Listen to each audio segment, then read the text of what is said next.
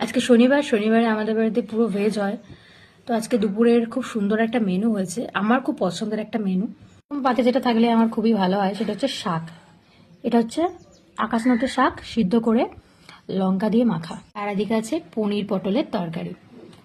এই পনিরটা পুরো বাড়িতে কাটানো, আর বাড়িতে কাটানো পনিরের স্বাদটাই অন্যরকম হয়।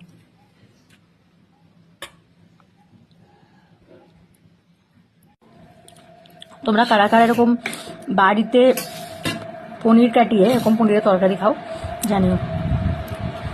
বাড়িতে কাটানো পনিরের স্বাদ ভীষণ সুন্দর। কেনা পনিরে সেরকম টেস্ট পাওয়াই যায় না, যেটা বাড়িতে কাটানো পনিরে পাওয়া যায়। এটা তো অন্যরকম ভাবে করেছো না? গ্রেভিটা কালারটা দেখে বোঝা যাচ্ছে। আর বললাম না আমার মা সকালে উঠে শাক জোগাড় করে, তো এই শাকটা জোগাড় করেছে। কোথায় পেয়েছো শাকটা? সামনে বাগানে। এগুলো যেখানে সেখানেই তো হয় না, আকাশ নোটে। ভীষণ প্রিয় এই শাকটা, আমি তো শুধুই শাক খেয়ে নিই। এই বাড়িতে কাটানো পনিরের স্বাদটা আরো এখানে ভালো হয় বলো তো। পুরো কাগজি লেবু যে হয়, কাগজি লেবু রস দিয়ে কাটানো হয়। এটা পাউডার পাওয়া যায় না কাটানোর জন্য, এই পাউডারের থেকেও আমার বাড়িতে কাগজি লেবু দিয়ে ছানাটা কাটায়।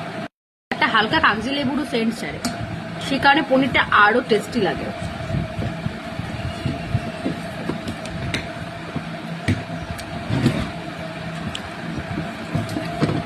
ভীষণ টেস্টি।